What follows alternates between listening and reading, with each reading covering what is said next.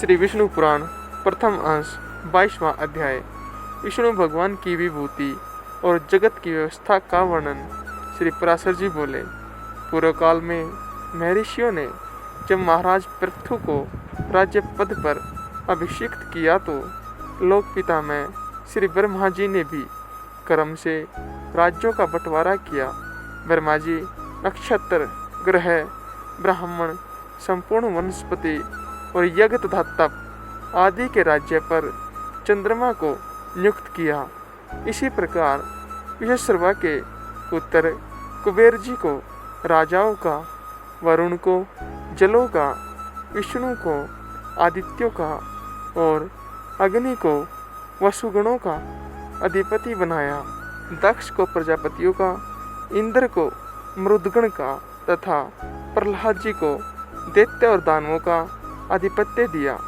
पितृगण के राज्य पद पर धर्मराज यम को अभिषिक्त किया और संपूर्ण गजराजों का स्वामित्व ऐरावत को दिया। गरुड़ को पक्षियों का, इंद्र को देवताओं का, उच्चश्रवा को घोड़ों का और वृषभ को गायों का अधिपति बनाया। प्रभु ब्रह्मा जी ने समस्त मृगों, वन्य पशुओं का राज्य सिंह को दिया और सर्पों का स्वामी शेषनाग को बनाया। शतावरों का स्वामी हिमालय को, मुनिजनों का कपिल देव जी को और नख तथा दाढ़ वाले मृगगण का राजा व्याघ्र बाघ को बनाया तथा पलक्ष पाकर को वनस्पतियों का राज दिया। इसी प्रकार ब्रह्मा जी ने और जातियों के प्राधान्य की व्यवस्था की। इस प्रकार राज्यों का विभाग करने के अनंतर प्रजापतियों के स्वामी ब्रह्मा जी ने सब और दिक्पालों की स्थापना की। उन्होंने पूर्व दिशा में वैराज प्रजापति के पुत्र राजा सुंदनवा को दिक्पाल पद पर अभिषिक्त किया तथा दक्षिण दिशा में कृदम प्रजापति के पुत्र राजा शंख पद की नियुक्ति की।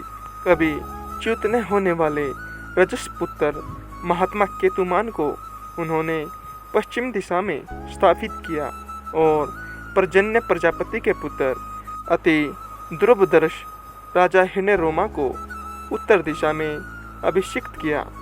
वे आज तक 7 द्वीप और अनेकों नगरों से युक्त इस संपूर्ण पृथ्वी का अपने अपने विभाग अनुसार धर्मपूर्वक पालन करते हैं। हे मुनिष्तम, ये तथा अन्य भी जो संपूर्ण राजा लोग हैं, वे सभी विश्व के पालन में प्रवृत्त परमात्मा श्री विष्णु भगवान के विभूति रूप हैं। हे द्विजोत्तम, जो भूत अधिपति पहले हो गए हैं और जो आगे होंगे, वे सभी स्वरभूत भगवान विष्णु के अंश हैं। जो भी देवताओं, दैत्यों, दानवों और मांसभोजियों के अधिपति हैं, जो पशुओं, पक्षियों, मनुष्यों, सर्पों और नागों के अधिनायक हैं, जो वृक्षों, पर्वतों और ग्रहों के स्वामी हैं तथा और भी भूत, भविष्यात एवं वर्तमानकालीन जितने भूतेश्वर हैं, वे सभी स्वरभूत भगवान विष्णु के अंश से उत्पन्न हुए हैं। हे महाप्रभाग, सृष्टि के पालन कार्य में प्रवृत्त सर्वेश्वर श्री हरि को छोड़कर और किसी में भी पालन करने की शक्ति नहीं है। रज और सत्व आदि गुणों के आश्रय से वे सनातन प्रभु ही जगत की रचना के समय रचना करते हैं, स्थिति के समय पालन करते हैं और अंत समय में काल रूप से संहार करते हैं। वे जनार्दन 4 विभाग से सृष्टि और 4 विभाग से ही स्थिति के समय रहते हैं तथा 4 रूप धारण करके ही अंत में प्रलय करते हैं। एक अंश से वे अव्यक्त स्वरूप ब्रह्मा होते हैं, दूसरे अंश से मरीचि आदि प्रजापति होते हैं, उनका तीसरा अंश काल है और चौथा संपूर्ण प्राणी। इस प्रकार वे रजोगुण विशिष्ट होकर 4 प्रकार से सृष्टि के समय सिद्ध होते हैं। फिर वे पुरुषोत्तम सत्व गुण का आश्रय लेकर जगत की स्थिति करते हैं, उस समय वे एक अंश से विष्णु होकर पालन करते हैं, दूसरे अंश से मनु आदि होते हैं तथा तीसरे अंश से काल और चौथे से सर्वभूतों में स्थित होते हैं तथा अंतकाल में वे अजन्मा भगवान तमोगुण की वृत्ति का आश्रय ले एक अंश से रुद्र रूप, दूसरे भाग से अग्नि और अंत आदि रूप, तीसरे से काल रूप और चौथे से संपूर्ण भूत स्वरूप हो जाते हैं। हे ब्रह्मन, विनाश करने के लिए उन महात्मा की ये 4 प्रकार की सार्वकालिक विभाग कल्पना कही जाती है। ब्रह्मा, दक्ष आदि प्रजापतिगण, काल तथा समस्त प्राणी ये श्री हरि की विभूतियाँ जगत की सृष्टि के कारण हैं। हे द्विज, विष्णु, मनु आदि काल और समस्त भूतगण ये जगत की स्थिति के कारण रूप भगवान विष्णु की विभूतियाँ हैं तथा रुद्र, काल, अंतक आदि और सकल जीव श्री जनार्दन की ये 4 विभूतियाँ प्रलय के कारण रूप हैं। हे द्विज, जगत के आदि और मध्य में तथा प्रलय पर्यंत भी ब्रह्मा, मरीचि आदि तथा भिन्न भिन्न जीवों से ही सृष्टि हुआ करती है। सृष्टि के आरंभ में पहले ब्रह्मा जी रचना करते हैं, फिर मरीचि आदि प्रजापतिगण और तदंतर समस्त जीव क्षण क्षण में संतान उत्पन्न करते रहते हैं। हे द्विज, काल के बिना ब्रह्मा, प्रजापति एवं अन्य समस्त प्राणी भी सृष्टि रचना नहीं कर सकते। अतः भगवान काल रूप विष्णु ही सर्वदा सृष्टि के कारण है। हे मित्र, इसी प्रकार जगत की स्थिति और प्रलय में भी उन देव देव के 4 विभाग बताए जाते हैं। हे द्विज, जिस किसी जीव द्वारा जो कुछ भी रचना की जाती है, उस उत्पन्न हुए जीव की उत्पत्ति में सर्वथा श्री हरि का शरीर ही कारण है। हे मित्र, इसी प्रकार जो कोई स्थावर जंगम भूतों में से किसी को नष्ट करता है, वह नाश करने वाला भी श्री जनार्दन का अंतकारक रुद्र रूप ही है। इस प्रकार वे जनार्दन देव ही समस्त संसार के रचयिता, पालनकर्ता और संहारक है तथा वे ही स्वयं जगत रूप भी है। जगत की उत्पत्ति, स्थिति और अंत के समय वे इसी प्रकार तीनों गुणों को प्रेरणा से प्रवृत्त होते हैं, तथापि उनका परम पद महान निर्गुण है। परमात्मा का वह स्वरूप ज्ञान में व्यापक, स्वयं प्रकाश में और अनुपम है तथा वह भी 4 प्रकार का ही है। श्री मित्र जी बोले, हे मुने, आपने जो भगवान का परम पद कहा वह 4 प्रकार का कैसे है, यह आप मुझसे विधि पूर्वक कहिए। श्री पराशर जी बोले, हे मित्र, सभी वस्तुओं का जो कारण होता है वही उनका साधन भी होता है, और जिस अपनी अभिमत वस्तु की सिद्धि की जाती है वही साध्य कहलाती है। मुक्ति की इच्छा वाले योगी जनों के लिए प्राणायाम आदि साधन है और परम ब्रह्म ही साध्य है, जहाँ से फिर लौटना नहीं पड़ता। हे मुने, जो योगी की मुक्ति का कारण है वह साधनालंबन ज्ञान ही उस ब्रह्मभूत परम पद का प्रथम भेद है। क्लेश बंधन से मुक्त होने के लिए योगाभ्यासी योगी का साध्य रूप जो ब्रह्म है, हे महामुने, उसका ज्ञान ही आलंबन विज्ञान नामक दूसरा भेद है। इन दोनों साधनों का अभेद्य पूर्वक जो अद्वितीय ज्ञान है, उसी को मैं तीसरा भेद कहता हूँ। और हे महामुने, उक्त तीनों प्रकार के ज्ञान की विशेषता का निराकरण करने पर अनुभव हुए आत्म स्वरूप के समान ज्ञान स्वरूप भगवान विष्णु का जो निर्व्यापार, अनिर्वचनीय, व्यापत्ति मात्र, अनुपम, आत्मबोध स्वरूप, सतामन, अलक्षण, शांत, अभय, शुद्ध, भावनातीत और आश्रयहीन रूप है। वह ब्रह्मा नामक ज्ञान उसका चौथा भेद है। हे द्विज, जो योगीजन अन्य ज्ञानों का निरोध कर इस चौथे भेद में ही लीन हो जाते हैं, वे संसार क्षेत्र के भीतर बीजारोपण रूप कर्म करने में निर्बीज वासना रहित होते हैं। इस प्रकार का वह निर्मल, नित्य, व्यापक, अक्षय और समस्त हेय गुणों से रहित विष्णु नामक परम पद है। पुण्य पाप का क्षय और क्लेशों की निवृत्ति होने पर जो अत्यंत निर्मल हो जाता है, वही योगी उस पर ब्रह्म का आश्रय लेता है, जहाँ से वह फिर नहीं लौटता। उस ब्रह्म के मूर्त और अमूर्त दो रूप है, जो क्षर और अक्षर रूप से समस्त प्राणियों में स्थित है। अक्षर ही वह परम ब्रह्म है और क्षर संपूर्ण जगत है। जिस प्रकार एक देशीय अग्नि का प्रकाश सर्वत्र फैला रहता है, उसी प्रकार यह संपूर्ण जगत पर ब्रह्म की ही शक्ति है। हे मित्र, अग्नि की निकटता और दूरता के भेद से जिस प्रकार उसके प्रकाश में भी अधिकता और न्यूनता का भेद रहता है, उसी प्रकार ब्रह्म की शक्ति में भी तारतम्य है। हे ब्रह्मन, ब्रह्मा, विष्णु और शिव ब्रह्मा की प्रधान शक्तियाँ हैं। उनसे न्यून देवगण हैं तथा उनके अनंतर दक्ष आदि प्रजापति गण हैं।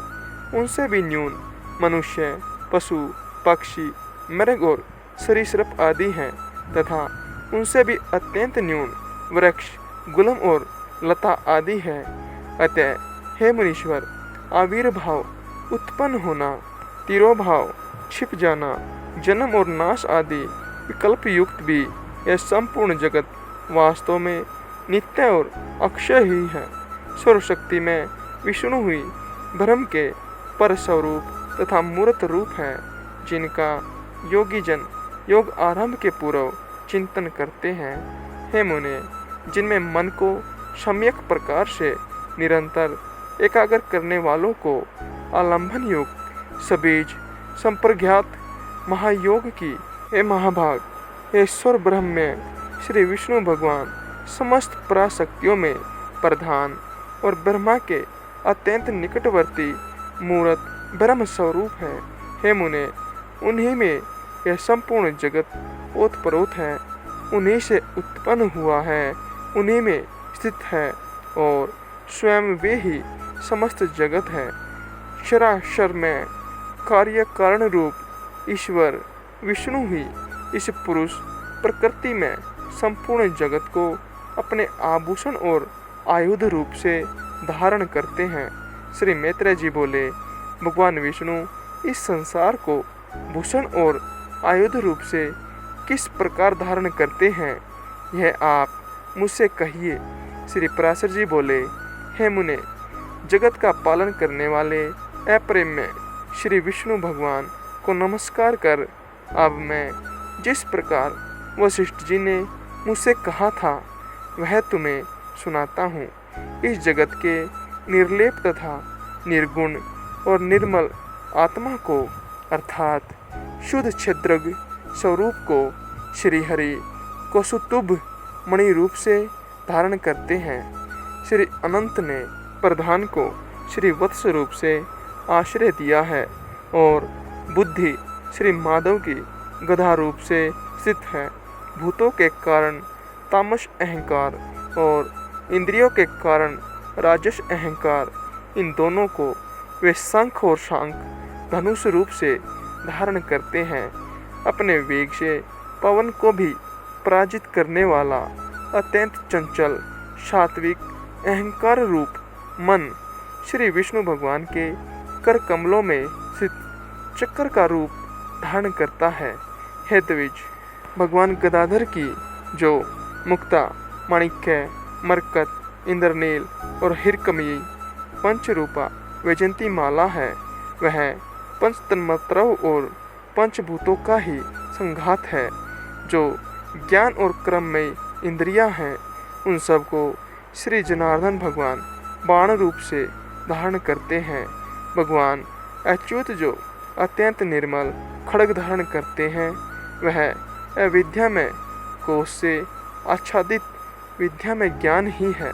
हे मित्र, इस प्रकार पुरुष प्रधान बुद्धि, अहंकार, मन, पंचभूत, इंद्रिया तथा विद्या और अविद्या सभी श्री ऋषिकेश में आश्रित है।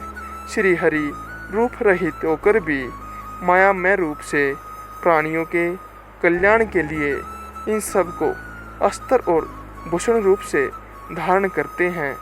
इस प्रकार वे कमल नयन परमेश्वर सविकार प्रधान निर्विकार पुरुष तथा संपूर्ण जगत को धारण करते हैं।